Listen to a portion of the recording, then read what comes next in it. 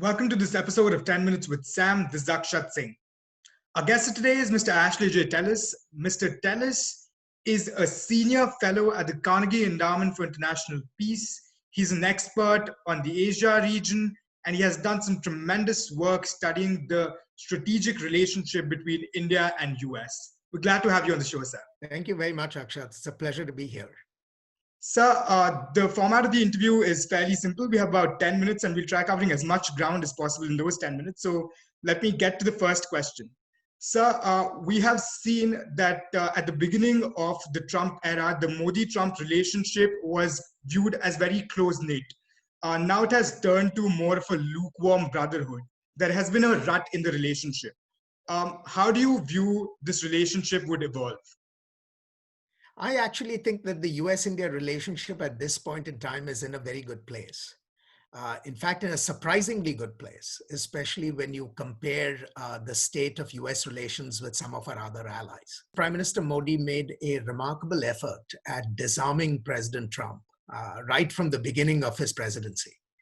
And that personal relationship that he built with the president has really paid off in ways that were very difficult to imagine. And I'll give you one simple example to make that point. Unlike our relations with many of our other allies, the US has not gone hard on India with respect to its trade disputes. The disputes certainly exist, but we have not allowed the trade disputes to come in the way of building a very strong relationship.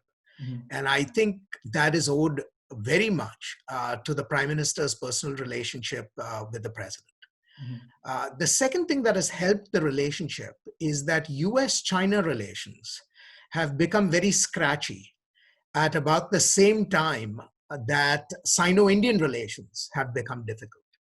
And I think the intersection of these two bilateral relationships have helped the US-India relationship in ways that could not have been anticipated.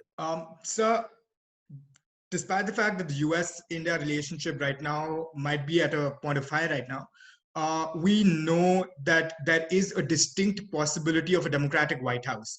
Political pundits have predicted that the Biden-Harris ticket have a real chance to stand against Trump. How do you think a Democratic White House would affect the Indo-US relationship in general?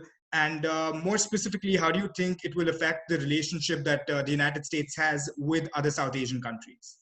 Let's assume for the moment that Joe Biden becomes the next president of the United States. I would venture that US-India relations will continue to remain strong, and that US-India relations will actually benefit from a wide range of opportunities because of Biden's presidency. Remember, Biden was deeply involved in pushing the US-India civil nuclear arrangement on Capitol Hill. He made it his personal responsibility at a time when there was great skepticism about the civil nuclear deal. He has always viewed India as a friend of the United States and as a country with whom we should have a productive relationship. So I expect that there will be no fundamental change in trajectory if President Biden if Joe Biden becomes president of the United States in the next few weeks. With respect to South Asia, again, I think there will be broad continuity in the US approach. And what is that approach? So I think there are several layers to it. First and foremost, I think there is an understanding that you cannot think of the Indian Ocean region and the South Asian region as completely divorced from the big challenges that the US faces in the Asia Pacific. So there will be priority assigned to the Indo part of the Indo-Pacific space going forward. That's one aspect. The second aspect is that the US will continue to build bridges with all of India's neighbors, including the smaller island states like Sri Lanka and the Maldives, just as we are continuing to strengthen our relationship with India. We don't see that as competitive. And I think India and the United States both agree that it is better for us to remain involved in South Asia with our resources, with our diplomatic engagement, because it only aids India's efforts to contain Chinese penetration in the region. Mhm. So on the broadest geopolitical level, I think there is a strong alignment between New Delhi and Washington on this issue. Understood, sir. That's all very interesting, sir, especially because we have seen that there is an increasing role of Indian Americans in the US public life. With Kamala Harris running for vice president, we believe that the influence that she would have on policy would not be limited to soft power. It would also result in some substantive changes, some substantive positive impacts on the relationship. Sir, at the beginning of the interview, you mentioned how a deteriorating relationship between China and USA and China and India had a positive impact on India and US's relationship. So we know that China has been committing some severe atrocities against Uyghur Muslims that White House has taken notice of, and White House has publicly condemned. So how do you think a democratic White House will respond to human rights violations in India? Well, I think a Biden administration would be very careful about how it relates to India with respect to its own domestic policies. Mhm. This doesn't mean that they don't have opinions on the subject, Mhm. but I think they recognize that India is a democratic polity, Mhm. that India has the mechanisms to debate and correct policies that may end up being unhelpful. Mhm. And I think the first instinct of the administration would simply be to defer to India's political framework Mhm. as providing the best defense, Mhm. against egregious actions by the government.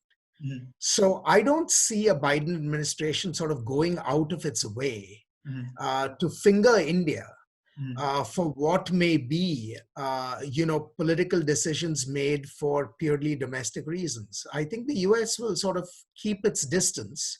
Mhm. They may have, private conversations Mhm. about their concerns with the Indian government, Mhm. but I don't see a rush to judgment in the public space.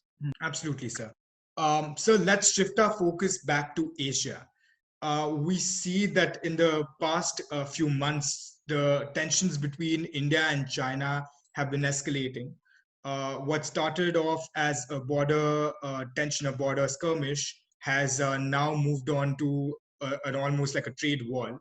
Recently, India announced that they will open talks with Taiwan for directly engaging them in trade. Um, how do you think China will respond to this move by India? And do you think that it was too aggressive a move from the Indian side? Let me answer the general question and then the specific. The general question is that China has now shown itself to be quite clearly not just India's competitor, but India's adversary. Mhm.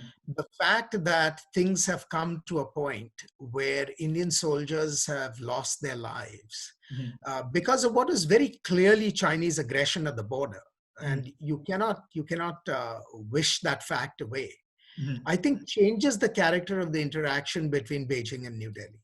Mhm. And so it is not at all unreasonable from my point of view Mhm. for India to be looking for different counters to manage the Chinese challenge. Mhm. And dealing with countries like Taiwan, Mhm. I think is in India's self-interest Mhm. for both economic and for strategic reasons. Mhm. So as far as I'm concerned, from where I sit, I see the Indian decision to re-engage with Taiwan to be actually quite welcome. Mhm. It shows the Chinese that India too has diplomatic options, Mhm. and these diplomatic options are not focused directly on needling China. Mhm. These are diplomatic options which make sense even on their own terms. I mean, Taiwan is an economic powerhouse in Asia. Mhm. And there is, as Taiwan looks towards diversifying its own global relationships, Mhm. I think India is a very important market, is a very important country for Taiwan's own survival. So I Mhm. think here there is a clear meeting, a convergence of interests. Mhm. Absolutely, sir. Thank you so much for that. This brings us to the end of 10 minutes. Thank you once again for being on this interview, and we would have you on the show sometime soon again. Thank you, sir. Thank you so much, Akshat. Pleasure.